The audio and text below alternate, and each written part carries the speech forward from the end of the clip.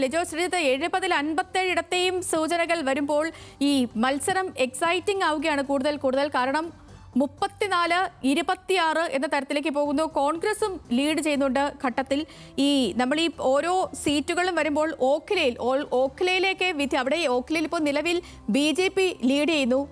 വളരെ നിർണായകമാകുമെന്ന് പ്രതീക്ഷിക്കുന്നതാണ് ഈ ഓഖ്ലയിൽ BJP ജയിക്കുകയാണെങ്കിൽ. കാരണം 52% ന്യൂനപക്ഷങ്ങളാണ് അവിടെയുള്ളത്. അപ്പോൾ കൂടുതൽ ഈ മത്സരം ഓരോ ഘട്ടം ചെല്ലുമ്പോൾ ജനവിധി വരുമ്പോൾ എക്സൈറ്റിംഗ് ആകുന്ന കാഴ്ചയാണ്.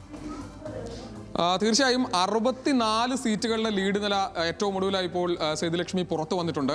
64 സീറ്റുകളിലാണ് ഇപ്പോൾ ലീഡ് നില വരുന്നത്. അതിൽ 37 സീറ്റുകളിൽ BJP ലീഡ് ചെയ്യുന്നു എന്നുള്ളതാണ് ഏറ്റവും ഒടുവിലുള്ള വാർത്ത. 37 സീറ്റുകൾ, അതായത് BJP കേവല ഭൂരിപക്ഷം മറികടന്നിരിക്കുന്നു എന്നുള്ളതാണ് ഇപ്പോഴത്തെ വാർത്ത. BJPക്ക് കേവല ഭൂരിപക്ഷത്തിന് അപ്പുറത്തേക്കുള്ള സീറ്റ് നില, ഇപ്പോൾ അവരുടെ ലീഡ് നില കേവല ഭൂരിപക്ഷത്തിന് മുകളിലേക്ക് കടന്നിരിക്കുന്നു എന്നുള്ളതാണ്. പക്ഷേ അപ്പോഴും 27 സീറ്റുകളിൽ ആം ആദ്മി പാർട്ടി ലീഡ് ചെയ്യുന്നു. 27 സീറ്റുകളിൽ ആം ആദ്മി പാർട്ടി ലീഡ് ചെയ്യുന്നുണ്ട്. അതായത് അവരുടെ 27 സീറ്റ് എന്ന് പറയുമ്പോൾ സ്വാഭാവികമായി 10 സീറ്റ് കുറവ് എന്ന നിലയിലേക്ക് അവർ കാര്യങ്ങൾ എത്തിച്ചിട്ടുണ്ട്. ആ തരത്തിൽ കുറെ കൂടി മെച്ചപ്പെട്ട നിലയിൽ ആം ആദ്മി പാർട്ടിക്ക് ഫൈറ്റ് ചെയ്യാൻ കഴിയുന്നു എന്നുള്ളതാണ്. അപ്പോഴാണ് നേരത്തെ ശരത്ലാൽ സൂചിപ്പിച്ച പോലെ തന്നെ ന്യൂഡൽഹി മണ്ഡലത്തിൽ ഇപ്പോൾ അരവിന്ദ് കെജ്രിവാൾ പിന്നിൽ നിൽക്കുന്നത്. ഞാൻ നേരത്തെ പറഞ്ഞതുപോലെ തന്നെ 2 മുൻ മുഖ്യമന്ത്രിമാരുടെ മക്കളും ഒരു മുൻ മുഖ്യമന്ത്രി മത്സരിക്കുന്നിടത്ത് മുൻ മുഖ്യമന്ത്രി താഴെ പോകുന്ന ഒരു സാഹചര്യമാണുള്ളത്. BJPക്ക് അവിടെ ലീഡ് ചെയ്യാൻ പറ്റുന്നുണ്ട്. സന്ദീപ് ദീക്ഷിത് ആണ് യഥാർത്ഥത്തിൽ അവിടെ പണി കൊടുത്തിട്ടുള്ളത്. തീർച്ചയായും തർക്കമൊന്നുമില്ല. നമ്മൾ ഈ പറഞ്ഞു വന്ന മുഴുവൻ അത് ന്യൂഡൽഹിയിൽ അങ്ങനെയുണ്ട്, കൽക്കാജിയിൽ അങ്ങനെയുണ്ട്. കൽക്കാജിയിൽ പിന്നെ BJP സ്ഥാനാർത്ഥിക്ക് ഒപ്പം തന്നെ അൽക്കാലാംബായി മത്സരിക്കുന്നു. സ്വാഭാവികമായും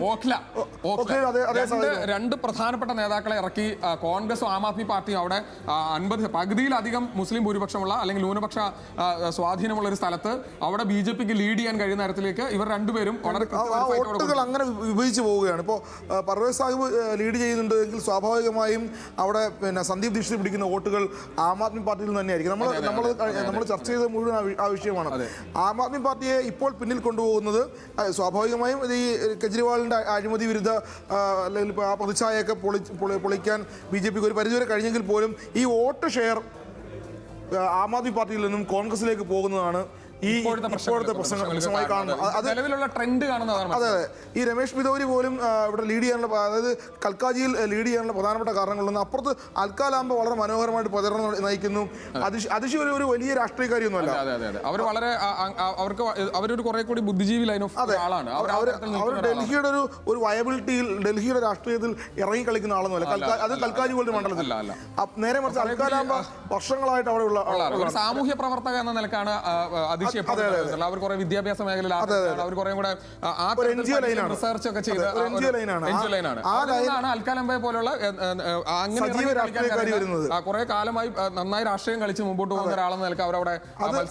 ആം ആദ്മി പാർട്ടിക്ക് കാരണം അവർ കൊണ്ടുവന്ന പ്രത്യയശാസ്ത്രം അല്ലെങ്കിൽ അവർ കൊണ്ടുവന്ന ഐഡിയോളജി ഉണ്ടോ ഇല്ല എന്നുള്ള വേറെ വിഷയം. പക്ഷെ എന്നാൽ പോലും അതിനെ ഇപ്പോൾ കോൺഗ്രസ് മറികടക്കുന്നത്, ആ വോട്ടുകൾ കോൺഗ്രസിലേക്ക് കൊണ്ടുപോകാൻ കോൺഗ്രസ് ശ്രമിച്ചു.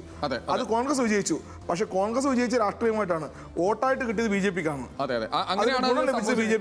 ഗുണം ലഭിച്ചു. അത് സ്വാഭാവികമായിരിക്കും. ഞാൻ മനസ്സിലാക്കുന്ന കോൺഗ്രസിന്റെ ഒരു സ്ട്രാറ്റജി ഞാൻ ഇപ്പോഴും മനസ്സിലാക്കുന്നത്, അതായത് ഇപ്പോഴും നമുക്കൊരു കൃത്യതയിലേക്കോ അല്ലെങ്കിൽ ആരായിരിക്കും ഇത്തവണ ഡൽഹിയുടെ ഭരണം പിടിക്കുക എന്നുള്ളതിനെ സംബന്ധിച്ച് നമുക്ക് ഇപ്പോഴും വ്യക്തത ഇല്ലാത്തൊരു സമയത്താണ് നമ്മൾ നിൽക്കുന്നത്. കാരണം ആം ആദ്മി പാർട്ടി പുറകെ ഉണ്ട്. വളരെ വൃത്തിയായി അവരെ BJPക്ക് ഒപ്പം നിന്ന് മുമ്പോട്ട് പോകാനാണ് ശ്രമിച്ചുകൊണ്ടിരിക്കുന്നത്. അപ്പോഴും അരവിന്ദ് കെജ്രിവാൾ എന്നുള്ള രാഷ്ട്രീയക്കാരനായി, അതായത് ഒരു സർക്കാർ ഉദ്യോഗസ്ഥനിൽ നിന്ന്, ഒരു IRSകാരനിൽ നിന്ന് ആദ്യം ഒരു സാമൂഹ്യ പ്രവർത്തകനും പിന്നീട് രാഷ്ട്രീയക്കാരനുമായി മാറിയിട്ടുള്ള അരവിന്ദ് കെജ്രിവാൾ എന്നുള്ള ആളുടെ അദ്ദേഹം ഇതുവരെ മുമ്പോട്ട് വെച്ചിരിക്കുന്ന രാഷ്ട്രീയത്തെ അല്ലെങ്കിൽ അദ്ദേഹം ഇതുവരെ പറഞ്ഞിരിക്കുന്ന കാര്യങ്ങൾക്ക് ഒരു ഇടിവ് സംഭവിച്ചിരിക്കുന്നു എന്നുള്ളത് ഈ ഘട്ടത്തിൽ പറയാൻ കഴിയും. അതുകൊണ്ടാണ് ന്യൂഡൽഹി മണ്ഡലത്തിൽ, അദ്ദേഹത്തിന്റെ സ്വന്തം മണ്ഡലത്തിൽ അദ്ദേഹത്തിന് പിന്നിൽ പോകേണ്ട ഒരു സാഹചര്യം ഉണ്ടായിരിക്കുന്നത്. അദ്ദേഹം പറയുന്ന രാഷ്ട്രീയത്തിൽ എന്തോ ചെറിയ പ്രശ്നങ്ങളുണ്ട് എന്ന് ആളുകൾ തിരിച്ചറിഞ്ഞു എന്നുള്ളത്. 27 സീറ്റിൽ ആം ആദ്മി പാർട്ടി ലീഡ് ചെയ്യുമ്പോൾ പ്രധാനപ്പെട്ട 4 നേതാക്കന്മാർ പിന്നിലാണ്.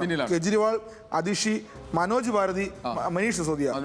ഈ 4 പേര് പ്രധാനപ്പെട്ട 4 പേര്. നമ്മൾ ഒരു കണക്കെടുക്കുക, 27-4-31 വരേണ്ടതായിരുന്നു. ഇവരെല്ലാം ലീഡ് ചെയ്യേണ്ട ആളുകളാണ്. ലീഡ് ചെയ്യേണ്ട ആളുകൾ ഒരു പക്ഷേ അറിയപ്പെടാത്ത ആളുകളാണ് ലീഡ് ചെയ്യുന്നത്, അല്ലെങ്കിൽ ആം ആദ്മി പാർട്ടിക്ക് ആശ്വാസമായി നിൽക്കുന്നത്. പരാജയപ്പെട്ട് പിന്നിൽ നിൽക്കുന്നത് അവരെ ലീഡ് ചെയ്യേണ്ട ആളുകളാണ്, പ്രധാനപ്പെട്ട ആളുകളാണ്, നമ്മൾ അറിയുന്ന ആളുകളാണ്. അവരെ പരാജയപ്പെടുത്താൻ പ്രശ്നം. അതായത് ഒരു കാരണം ഇതാണ്. അതിനൊരു കാരണം, ജനങ്ങൾ ഏറ്റവും കൂടുതൽ അറിയുന്ന നേതാക്കൾ ഇവരാണ്. ഇവർക്കെതിരെയാണ് ഏറ്റവും കൂടുതൽ ആരോപണങ്ങൾ ഉണ്ടായത്. അരവിന്ദ് കെജ്രിവാൾ കഴിഞ്ഞ 1.5-2 വർഷമായി നേരിടുന്ന അഴിമതി ആരോപണം അതിഭീകരമാണ്. അതായത് മദ്യ അഴിമതിയുമായി ബന്ധപ്പെട്ട വിഷയമാണ്. അതിൽ തന്നെ ഇത് അഴിമതി വിരുദ്ധ ലോക്പാൽ കൊണ്ടുവരും എന്ന് പറഞ്ഞ് അധികാരത്തിൽ വന്ന ആളാണ്. അതോടൊപ്പം തന്നെ അത്രയും വലിയൊരു സമരം 2012 മുതൽ നയിക്കുകയും UPA സർക്കാരിന്റെയും ഡൽഹി സർക്കാരിന്റെയും പതനത്തിന് കാരണമാവുകയും ചെയ്തിട്ടുള്ള വലിയ പ്രശ്നങ്ങൾ ഉണ്ടാവുകയും ചെയ്ത ഒരു പ്രക്ഷോഭത്തിന്റെ നേതൃത്വം നരേന്ദ്രമോദിയെ നേരിട്ട് എതിർത്ത ആൾ കൂടിയാണ്. അദ്ദേഹത്തിന് എതിരെ ലോക്സഭയിലേക്ക് മത്സരിച്ചു. അതെ, ആ തരത്തിലൊക്കെ അങ്ങനെയൊക്കെ പ്രതിച്ഛായ ഉണ്ടാക്കിയിട്ടുള്ള ഒരാളാണ്. അവിടെ നിന്നാണ് അത് മദ്യ അഴിമതി എന്ന നിലയിലേക്ക് കാര്യങ്ങൾ പോകുന്നത്. അത് ഒരു പക്ഷേ അരവിന്ദ് കെജ്രിവാളിനും പാർട്ടിക്കും ദോഷമായിട്ടുണ്ട് എന്നുള്ളത് ഈ ഘട്ടത്തിൽ പറയാൻ കഴിയുന്ന ഒരു സാഹചര്യമുണ്ട്. BJP അവർക്ക് വലിയ പ്രതിരോധം അല്ലെങ്കിൽ BJPക്ക് എതിരായി ആം ആദ്മി പാർട്ടി വളർന്നു വരുന്നു, ഹരിയാനയിലേക്ക് വരുന്നു, പഞ്ചാബ് അധികാരം പിടിക്കുന്നു, ഗുജറാത്തിലെ പല മേഖലകളിലും സ്വാധീനം ഉറപ്പിക്കുന്നു.